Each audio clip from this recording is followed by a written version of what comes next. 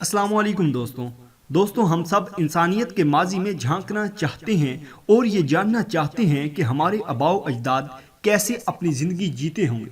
हम अपनी इसी जुस्तजू से कदीम अक़वाम के बारे में पढ़ते हैं और मालूमात इकट्ठी करते हैं। अगर हम कदीम अक़वाम के बारे में बात करें तो मिस्र की कौम भी हज़ारों साल पुरानी है और अपनी ममीज़, फ़िरौनों और पिरामिड की वजह से दुनिया भर में मशहूर है। जब भी पिरामिड की बात हमारे जहन में आती है तो हमें मिस्र का ही ख्याल आता है, लेकिन ना तो दुनिया के सबसे ज़्यादा पिरामिड मिस्र में हैं और ना ही दुनिया का सबसे बड़ा पिरामिड मिस्र में मौजूद है। दुनिया का सबसे बड़ा पिरामिड मेक्सिको का द ग्रेट पिरामिड है। वहीं सबसे ज़्यादा पिरामिड वाला मुल्क सूडान है, ना कि मिस्र। सूडान में मिस्र से 2 गुना ज़्यादा पिरामिड मौजूद हैं। पिरामिड ऑफ खुफू मिस्र का सबसे बड़ा पिरामिड है। इसका वजन सोलो एम्पायर स्टेट बिल्डिंग से भी ज्यादा है। आज की वीडियो में हम आपको कदीम मिस्र के बारे में कुछ ऐसी बातें बताएंगे जो आप शायद ही जानते हों। कदीम मिस्र के लोग मौत के बाद की जिंदगी पर काफी यकीन रखते थे और इनका मानना था कि मौत जिंदगी का खात्मा नहीं है बल्कि जिंदगी का एक पड़ाव है जिसके बाद जिंदगी की एक नई शुरुआत होती है। यही वजह थी कि जब इनके मुर्दा जिस्म की ममी बनाई जाती थी तो इसके साथ एक आम रोजमर्रा की जिंदगी में इस्तेमाल होने वाली तमाम चीजें भी पिरामिड के अंदर रखी जाती थी। लेकिन मिस्र के हर इंसान की ममी नहीं बनाई जाती थी, सिर्फ मिस्र के फिरौनों और अमीर लोगों की ही ममीज बनाई जाती थी। मिस्र के लोगों का मानना था कि दूसरा जन्म मुमकिन तो है, लेकिन इसके लिए इंसानी जिस्म एक सही हालत में होना चाहिए।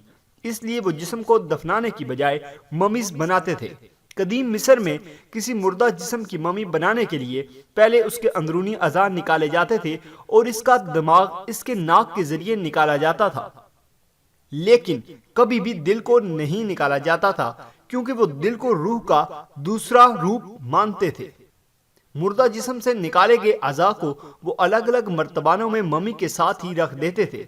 नौकरों को भी राजाओं के साथ दफनाया जाता था। ये काफी चौंका देने वाली बात है कि मिस्र में फिरौन के मरने के बाद उनके नौकरों को भी उनके साथ जिंदा दफना दिया जाता था। नौकर के सर पर वार करके पहले उसे बेहोश कर दिया जाता था और फिर उसे दफना देते थे।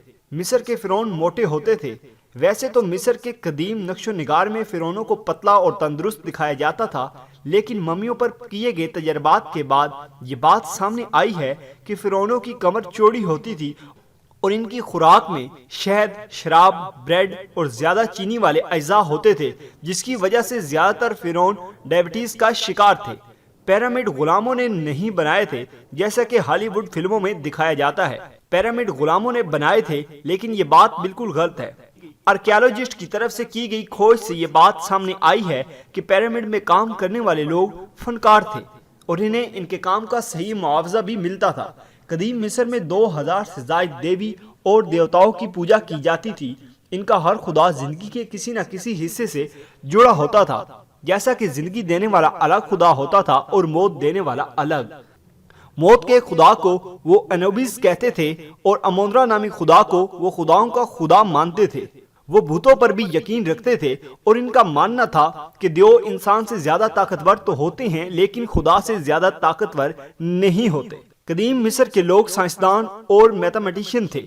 इन्हें हैरत अंगेज मार्क बनाना आता था। इन्होंने मेडिसिन और कॉस्मेटिक्स बनाई और इनका अपना कैलेंडर भी था। इनके नाम पर म्यूजिकल इंस्ट्रूमेंट थे और इन्होंने बड़े बड़े शिप बनाए। इन्होंने बहुत सारी ऐसी चीजें इजाद की जो आज भी हम इस्तेमाल करते हैं, जैसा कि टूथपेस्ट, पेन, ताला और चाबी वगैरह। कदीम मिस्र के डॉक्टर जिस्म के सिर्फ एक ही हिस्से का इलाज करते थे। तारीखदान हेरोडोटस के मुताबिक कदीम मिस्र में एक डॉक्टर सिर्फ एक ही बीमारी का स्पेशलिस्ट होता था और इसी बीमारी से मुतल्लिक ही इलाज करता था। इनके पास हर बीमारी के लिए अलग डॉक्टर होता था। उस वक्त कदीम मिस्र की औरतों को मुकम्मल आज़ादी थी, जबकि उस वक्त पूरी दुनिया में औरतों को मर्दों से कमतर समझा जाता था, लेकिन मिस्र में इन्हें मर्दों के बराबर हकूक दिए गए थे। मिस्र की औरतें जमीन खरीद सकती थी, जज बन सकती थी और अपनी वसीयत भी लिख सकती थी। अगर वो घर से बाहर काम करती थी तो इन्हें मर्दों के बराबर मुआवजा मिलता था। वो तलाक भी दे सकती थी और दोबारा से शादी भी कर सकती थी। यहाँ तक कि औरतों ने मिस्र की बादशाहत को भी संभाला और मिस्र पर हुक्मरानी भी की। सन 400 से 800 एडी के बीच मिस्र के ज्यादातर लोग ईसाई मजहब से ताल्लुक रखते थे, لیکن 10ویں صدی میں مسلمانوں کے حملے کے بعد بہت سے لوگوں کا مذہب تبدیل ہوا اور انہوں نے اسلام قبول کر لیا۔ اس کے بعد مصر کی کاپٹک زبان کی جگہ عربی زبان نے لے لی۔ مصر کے لوگ بالوں سے سخت نفرت کرتے تھے۔ مصر کے لوگوں کا ماننا تھا کہ جسم پر اضافی بال مضر صحت ہوتے ہیں، اس لیے وہ ہر طرح کے اضافی بالوں کو صاف کر دیتے تھے۔ مصر کی پینٹنگ میں لوگوں کے سر پر جو بال نظر آتے ہیں وہ اصلی نہیں ہیں بلکہ وگ ہے۔ یہ لوگ وگ کو ٹوپی کی طرح پہنتے تھے اور وہ بھی صرف اس لیے کہ سورج کی سیدھی دھوپ ان کے سر پر نہ پڑے۔ قدیم مصر میں میک اپ کا بہت رواج تھا۔ جہاں آج کے دور میں صرف عورتیں میک اپ کرتی ہیں، وہیں قدیم مصر میں مردوں کا میک اپ کرنا ایک عام سی بات تھی۔ وہ لوگ سرمے کا استعمال ضرور کرتے تھے۔ ان لوگوں کا ماننا تھا کہ ہرا اور کالا سرما انہیں سورج کی کرنوں اور مکھیوں سے بچائے رکھتا ہے۔ وہ لوگ میک اپ صرف خوبصورتی کے لیے ہی نہیں کرتے تھے بلکہ مذہبی وجوہات کی وجہ سے بھی کرتے تھے۔ منہ کو صاف رکھنا بہت ضروری تھا۔ ان لوگوں کے لیے دانتوں کو صاف رکھنا اتنا ضروری تھا کہ وہ لوگ ممیوں کو ٹوتھ پک کے ساتھ دفناتے تھے۔ یہ مانا جاتا ہے کہ قدیم مصر کے لوگوں نے ہی ایک طرح کی ٹوتھ پیسٹ کی شروعات کی تھی جسے بنانے کے لیے وہ جلے ہوئے انڈے کی چھال اور راکھ کا استعمال کرتے تھے۔ دنیا کا سب سے پہلا ابارشن کا طریقہ بھی مصر میں ہی بنایا گیا۔ یہ بات بہت دلچسپ ہے کہ حاملہ ہونے سے بچنے کے لیے قدیم مصر کے لوگ مٹی، شہد اور مگرمچھ کے گوبر کا ایک مرکب بناتے تھے اور پھر اس مرکب کو عورت کی شرمگاہ میں ڈال دیا جاتا تھا جس سے عورت حاملہ نہیں ہوتی تھی۔ ان کا ماننا تھا کہ مگرمچھ کا گوبر ایسڈک ہوتا ہے جو سپرم کو مار دیتا ہے۔ مصر کے لوگوں کو بلیوں سے کافی لگاؤ تھا۔ قدیم مصر کے لوگ تمام جانوروں کو خدا کا روپ مانتے تھے، لیکن سارے جانوروں میں بلی کو ایک الگ مقام حاصل تھا۔ وہ لوگ بلی کو خوش قسمتی کی علامت سمجھتے تھے۔ جب بھی ان کی پالتو بلی مر جاتی تھی تو وہ اپنی آنکھوں کے اوپر کے بال شیو کر دیتے تھے۔